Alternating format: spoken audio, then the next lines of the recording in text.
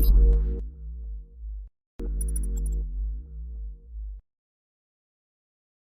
everyone, welcome back to the channel. So we're back with another episode of Witcher episode 2. Uh Last time on The Witcher, but before I even get into sort of a recap of the last episode, I've been I've been careful of staying away from social media and to avoid spoilers. Not that I don't care much about spoilers really, because I mean if you're coming from either the novel or the video games, then you're already familiar with a lot of these characters. To some extent, you will be familiar with the storyline. Although this may not necessarily be a direct adaptation in terms of the creative liberties that they might take in changing certain things. But if you're coming from either of the sources, for me, I don't think the spoiler is that big of an issue. But because I've not watched the entire season just yet, just at episode 2, I've been staying away from any spoilers for that reason.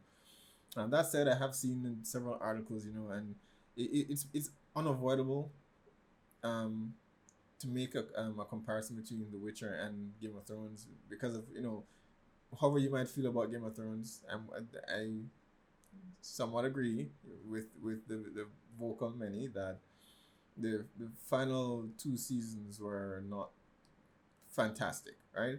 But however you may feel about the finale or some of the seasons that weren't as good, in terms of its contribution or making fantasy epic in on the small screen, right?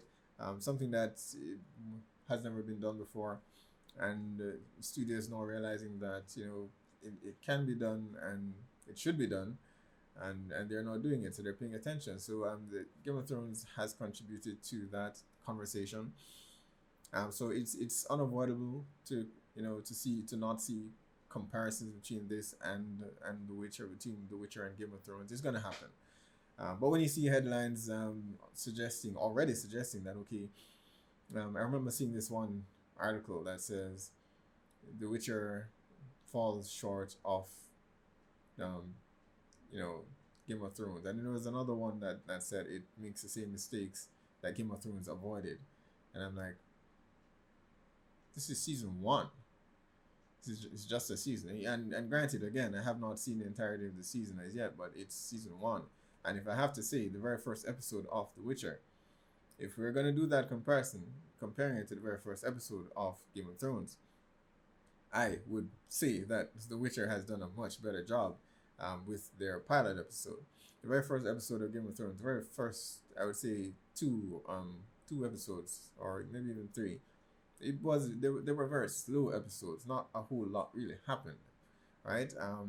And more, a lot of people will tell you the same thing. When they first started watching Game of Thrones, it took them a few episodes to actually get into it because not a whole lot happened. If you're coming from the novels, then and you can pick up the hints and the lore there, then you will be excited for the first 3 episodes. But if you're not, there's nothing there to really hook you and say, okay, I I'm gonna continue watching this because it's so amazing. So looking at just the first episode that I've seen and the pilot episode for Game of Thrones as well, I would definitely say that The Witcher comes on top there. So to make a bold statement like, okay, it falls short of Game of Thrones after only 1 season, it seems a bit short sighted to me, right? If it gets to as many seasons, right? This is the very first season, and more often than not, the first season of any series, whether it's good or not, it's world building, right? And that is what The Witcher needs to do for the very first episode. I do hope, as much as I want to see a lot of drama and action, they do need to do the job of the first season, which is to introduce, you know, casual watchers to this world. So there are a lot of. I was having a conversation with a friend of mine, and she was saying that the names um, the names are taking it takes a bit to get accustomed to the names that are being used. And I mean, it's coming from it's a Polish based on a Polish novel, so um, the names are they're not gonna flow off the tongue as easily as Cersei or Jon Snow, right? So but I mean that comes with time, right? You had 8 years with Game of Thrones to learn the names, and I'm sure the same will happen with The Witcher should it get to that many seasons. So there are a lot of factors involved, but it's a bit unfair to judge this series after only 1 season and compare it to another series that has had 8 seasons to flesh out the characters, to introduce viewers to the world, and build on that. So it's the first season. I mean, due process, right? Let's just enjoy the show, enjoy the series. Um, well, once we get to the point where we can compare it to Game of Thrones, then if you want to draw a comparison, then make your comparison.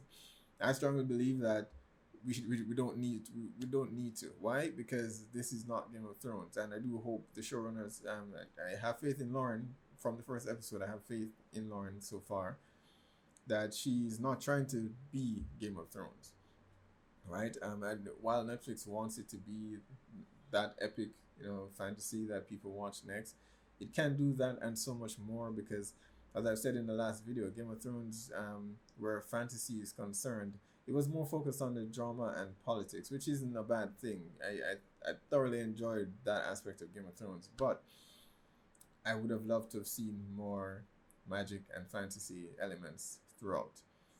And that is where The Witcher can shine. It's where The Witcher can separate itself from Game of Thrones, and that's where I believe they should focus, right? So don't be Game of Thrones. Be better than Game of Thrones, right? Just the hell with it.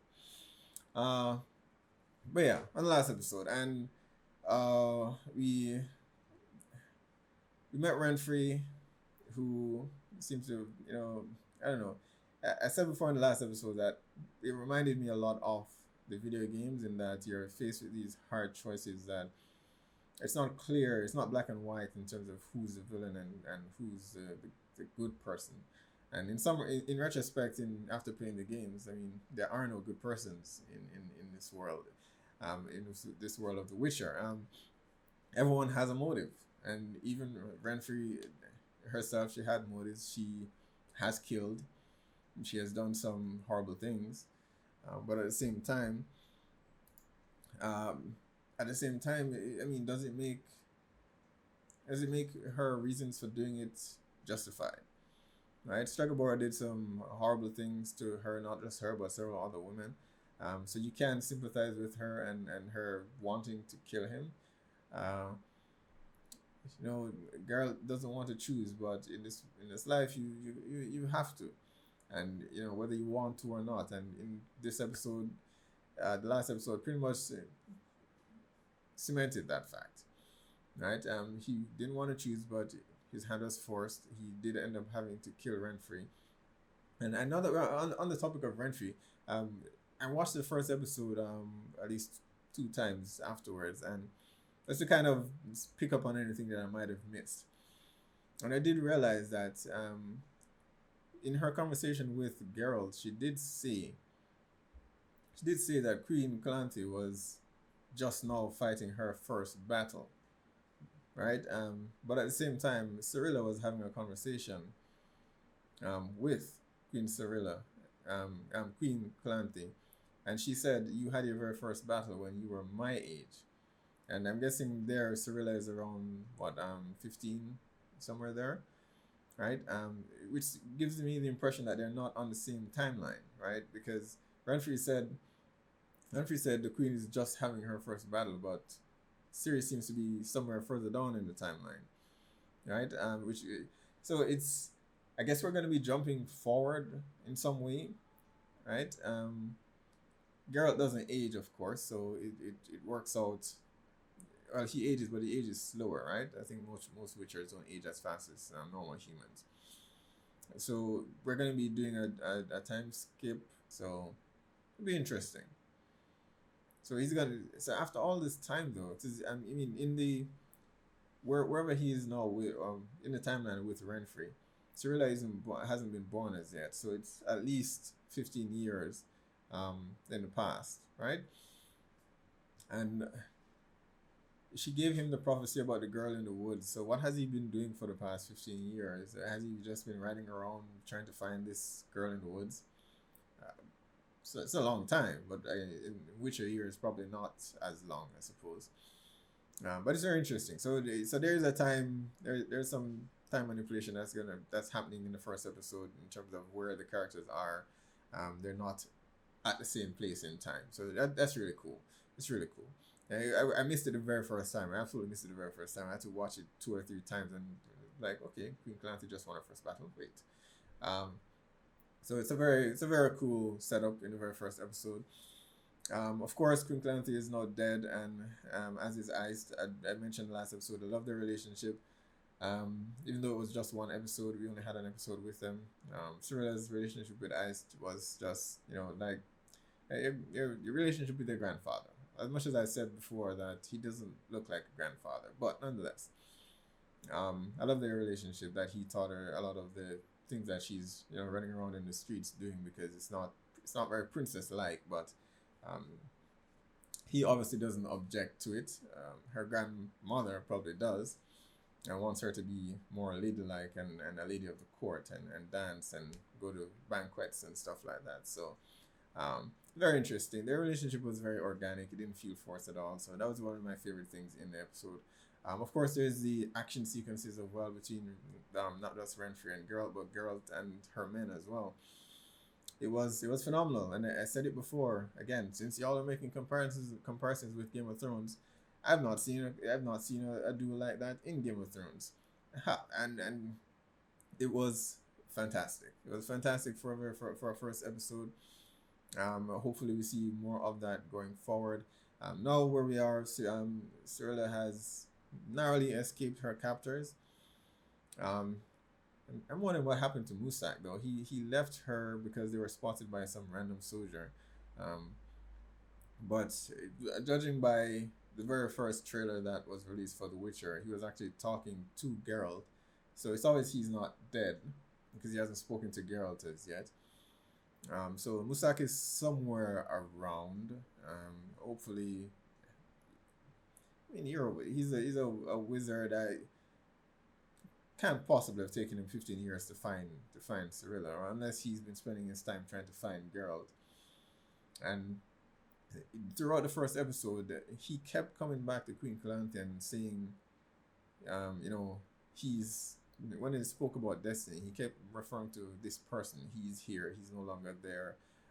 So either he's looking in some sort of portal or something, trying to track Geralt's movements. So it's all interesting. It's all magic, and that's what I love about the series so far. Magic isn't this this thing that's hinted at, or it's just there, and it's organic. It's in the world. You feel as though it's very much a part of the world.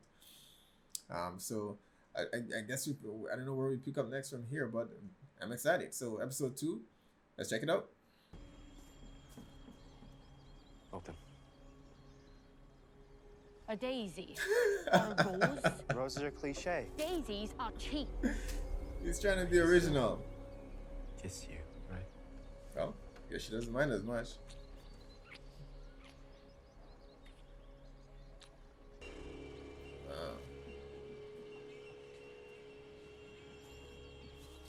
Now it smells of pig shit. Jennifer. Fine, as you creep. Yeah, of course, look at her. No one's ever kissed that. Could she even stand up straight to do Where are you it? going, crooked girl? We can teach you. Leave me alone. Why you gotta be Your father mean? makes you sleep with the pigs. Your own family doesn't even want you.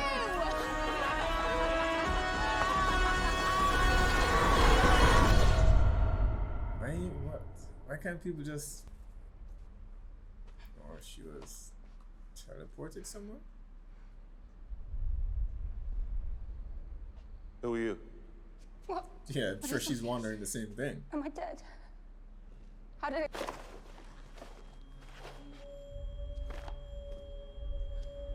If you could conjure that portal out of thin air, she'll be coming for you. She? Who's she? She who?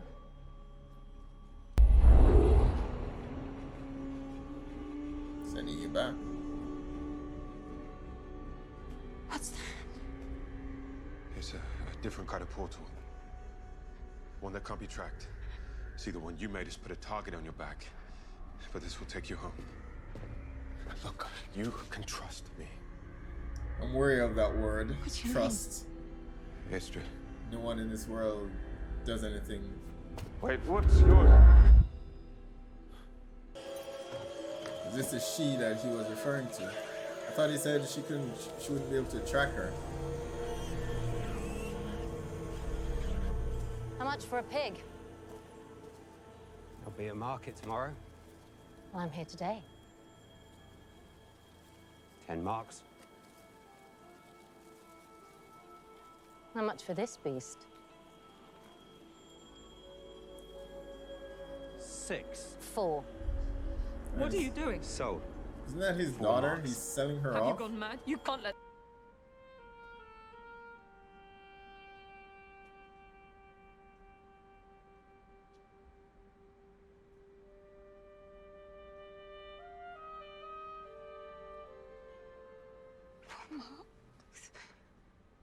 The price of a daughter.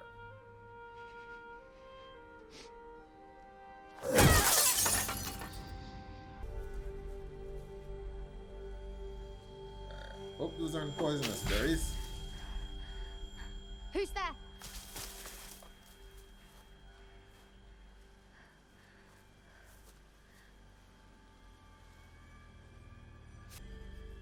Oh.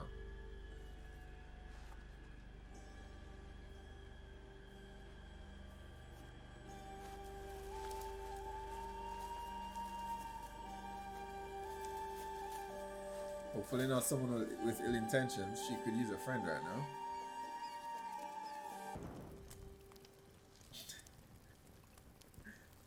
That's a big rat. Where in Sintra did you live? Doesn't speak. Where are your parents? I'm on the run. Okay, so it's been 3 days. I'm supposed to be going towards someone. But instead, I'm running from someone else.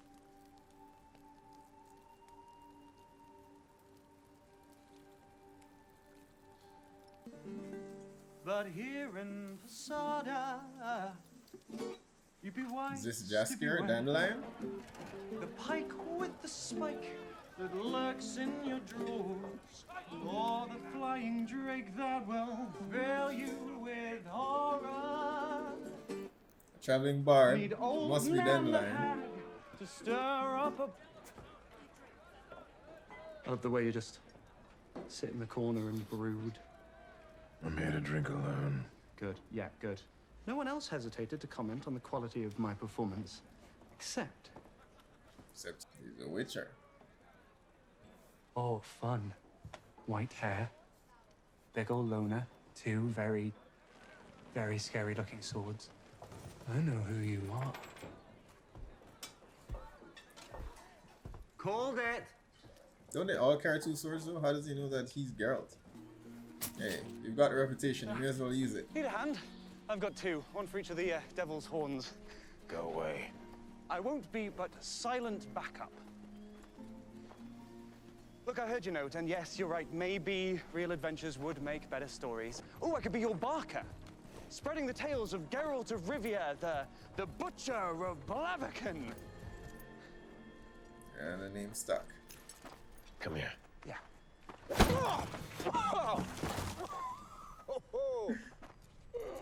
Come on, Roach.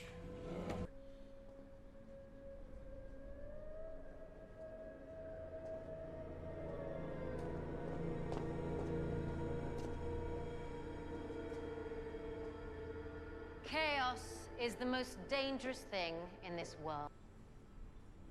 Magic is organizing chaos. I mean, I don't. And I while can't blame oceans them. of No, mystery why remain, would you want to be we have branded a witch? deduced They that this hang witches in requires this world. 2 things: But on the other hand, balance you gain power. and control. Without them, chaos will kill you. This is the simplest of trials. Lift your stone without touching it. Use the incantation Zalil Ape. Zalil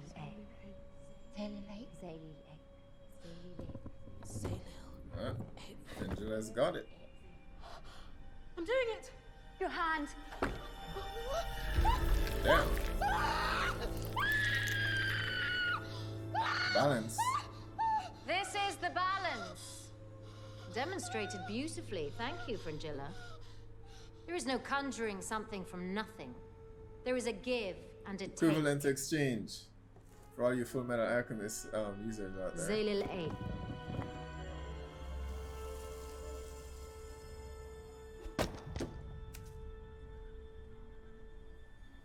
draw source life from the Zay. flower. Blues, you're trying to hide. You need to blend in.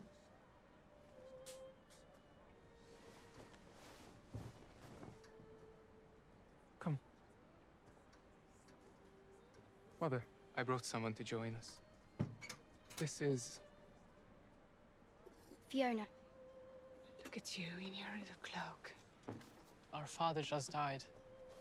fighting to defend that wretched bitch and her wretched family. Mother, stop. If only you knew. Wasn't Queen Calanthe's fault. Nilfgaard only got Ah, past the- Sintram the- borders because of the Elders. family that was Technically, at it the was castle. the Elves' land first. Our brother died for that land. And your father died for Calante's selfishness.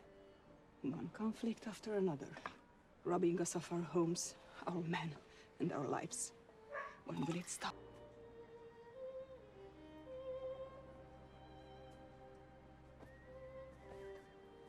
They're not commoners, and somehow they're upset at the queen.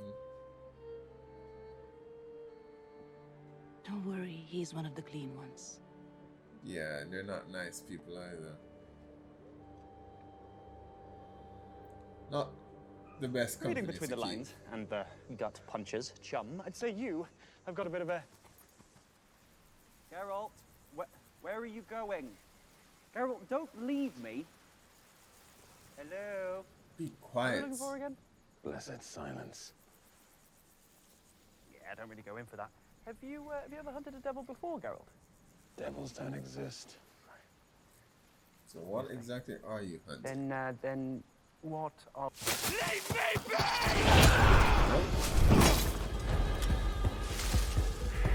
You talk. Of course I talk!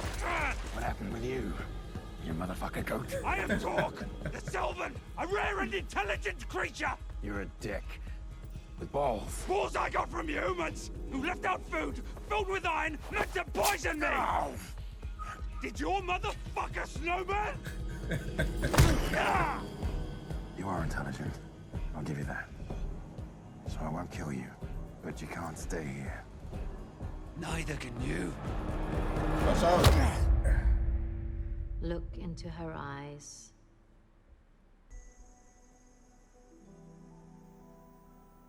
Mom, you can do it.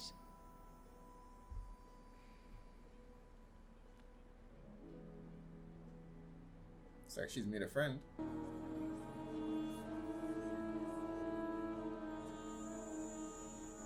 Annika's worst fear is snakes.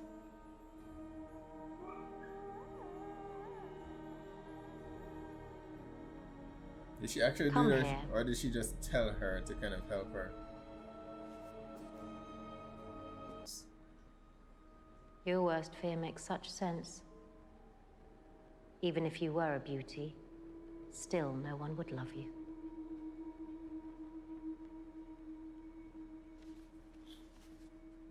To say is right. I've been here for weeks and can barely do shit. See, my thought transference trial, but you can see.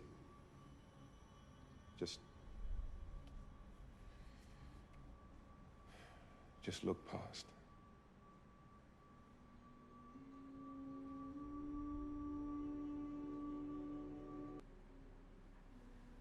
Does she, or is she lying again? What's are they? Moon jellyfish. I can hear them. Yeah, she's doing it. Cicadas in summer.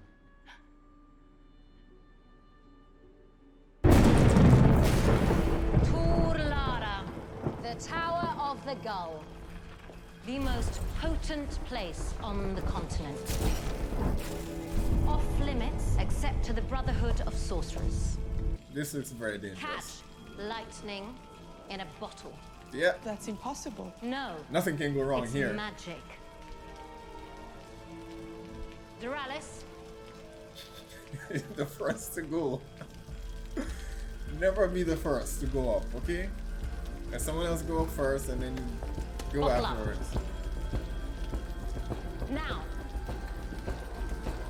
Yeah. It was nice knowing you. Yeah.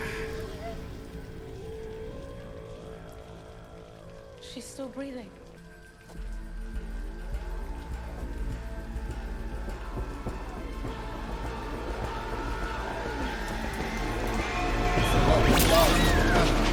Bam.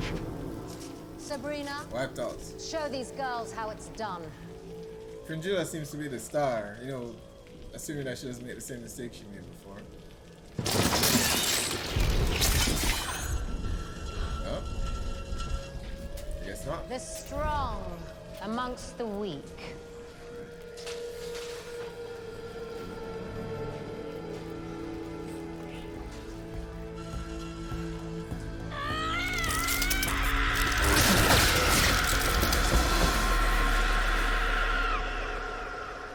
That's something. There are mages like Sabrina who ignore their emotions. And then you lie, you keep secrets, you succumb to emotion, to weakness.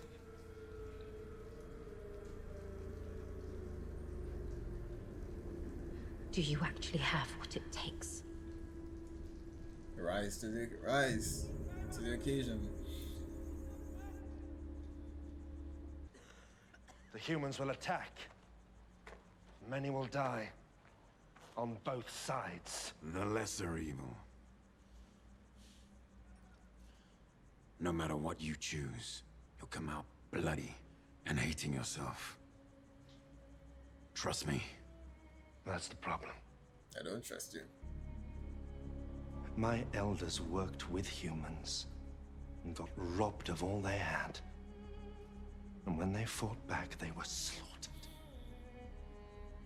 The Great Cleansing, humans call it. I called it digging a mass grave for every... Then go somewhere. Where will they go? Rebuild. That's your solution to Get everything, girls. strong again. Leave.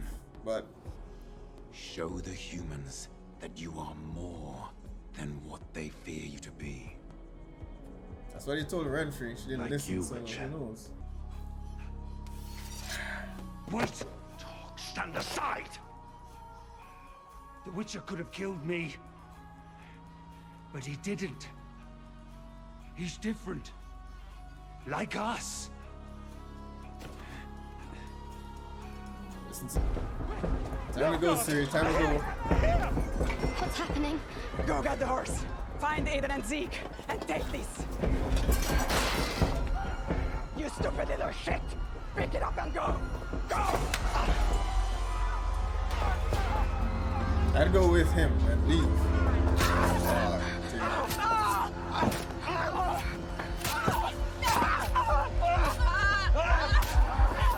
Get out of there. Run, run. Run, Siri. It's you. Oh. Wait.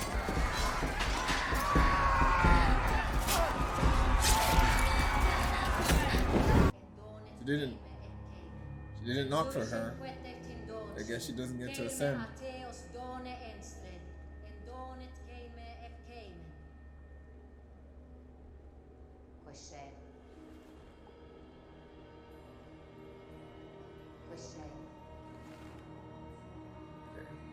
Where are they being sent to? Come forth, Yennefer. I know you're there.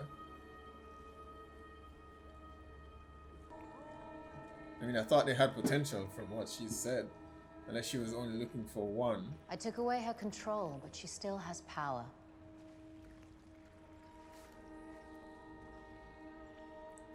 Listen, she's gonna do it. For Arethusa.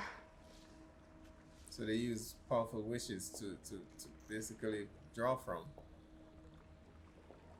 Sometimes the best thing a flower can do for us is die.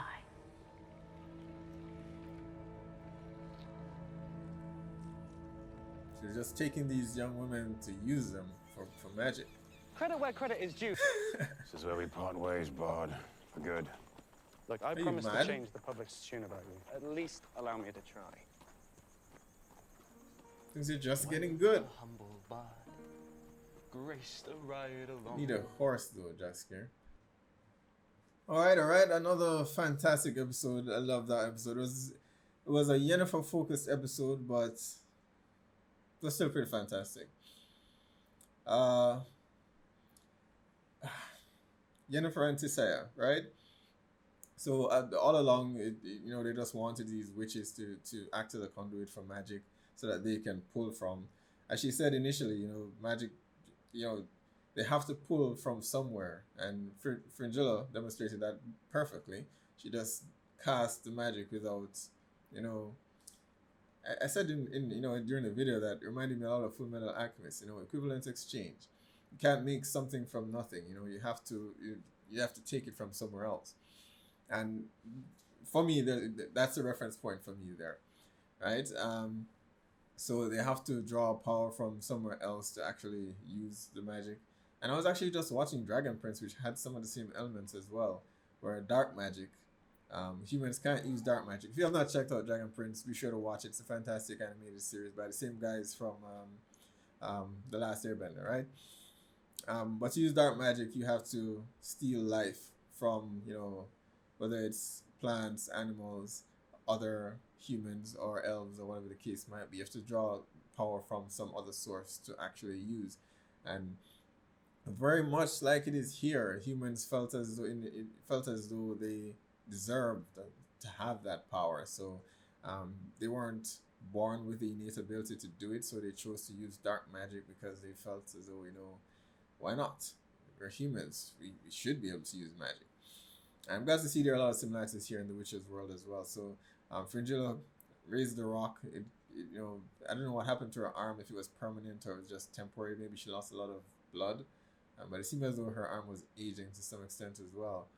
I'm not quite sure that was equivalence in terms of, lifting a rock and, what happened to her arm. Because if you're just using the flower, you're just drawing power from that little flower. I don't know if that's equivalent to losing an entire arm. It could be.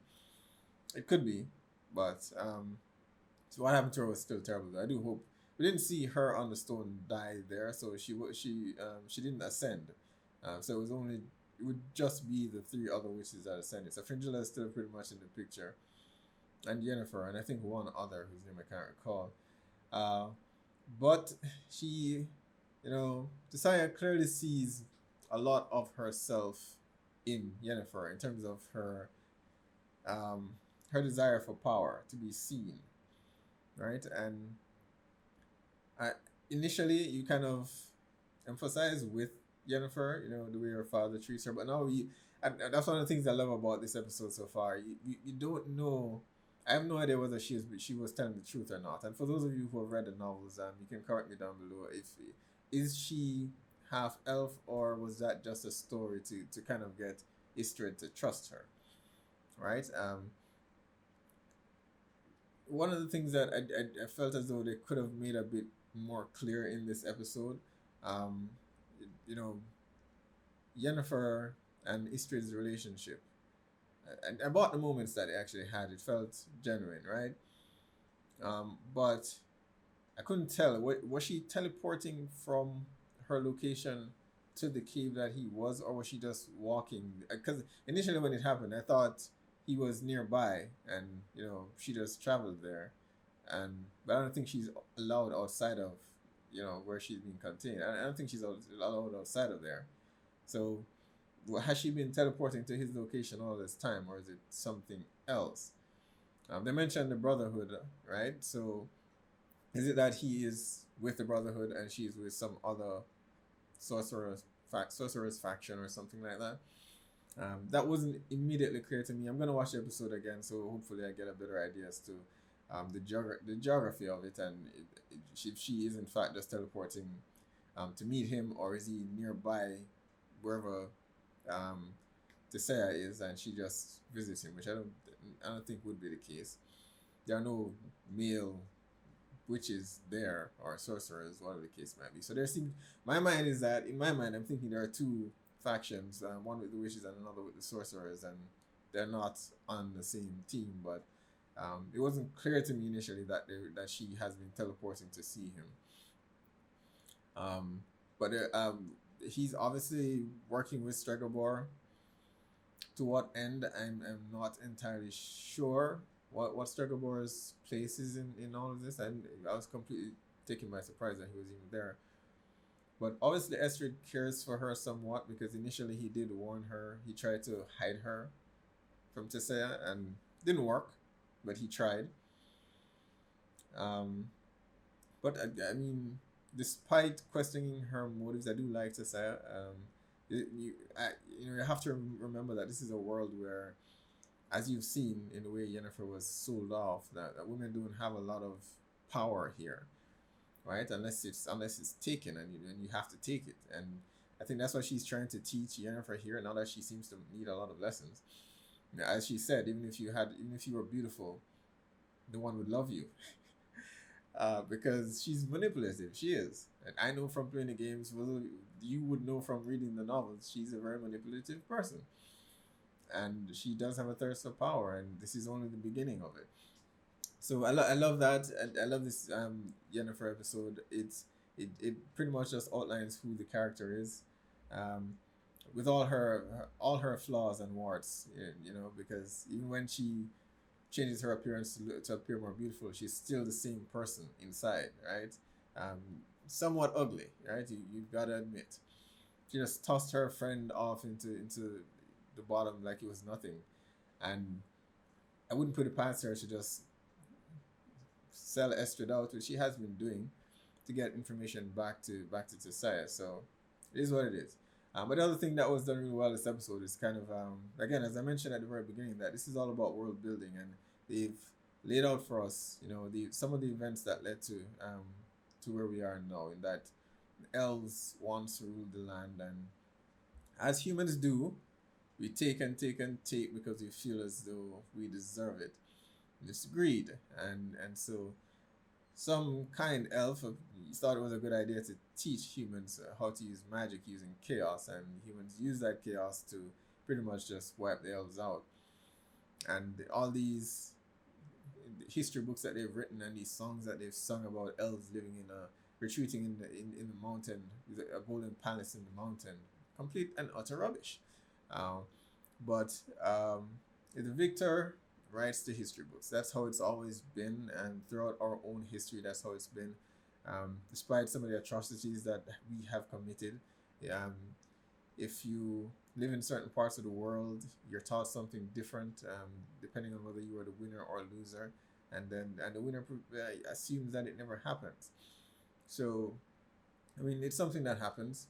I'm of African descent, and to be honest, I mean, I come across a lot of people who don't know the history, not a lot of persons of other races who just don't know the history of it. All they see is Hollywood movies, and which is,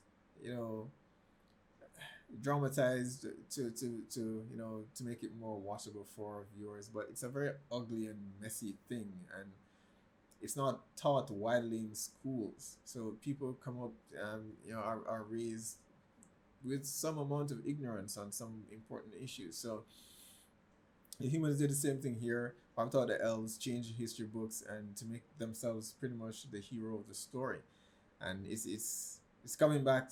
It's coming back to bite them. At least I hope it does. But the Elf King still seems pretty. I mean, he let Geralt go and he let Jaskier go, so he still very much wants a resolution without going to war. I'm not sure how realistic that's going to be. Once someone gains power, it's near impossible to get them to let it go without being forced. So he wants to find a peaceful way. Maybe he'll take Geralt's advice, leave. He gave the same advice to Renfrey last episode, and she didn't take it. And I honestly, I was on the fence about it in terms of what Geralt's suggestion was, to just forget what Stregobor did and leave and find life elsewhere. I think she was right for wanting revenge. So look, maybe he's right about the elves. Move somewhere else, rebuild, and who knows? Maybe they can become, powerful enough to challenge the humans later on down the line, because they can do magic inherently without, you know, without relying on chaos, I suppose. So rebuild, move somewhere else, rebuild, and come back and challenge them if necessary. If not, as difficult as it might be, forget about the humans. Live your life, I guess, is the message. Um, yeah, it's unfortunate. I recalled immediately in that scene though, when Jaskier basically said, when he was singing the song, but girl said that's not what happened. I immediately went back to a scene in Black Sails, and I will, every opportunity I receive, I will try to bring Black Sails up and recommend it to others, because it's one of the best written, directed, and acted TV shows of the last decade. Check out Black Sails if you have not.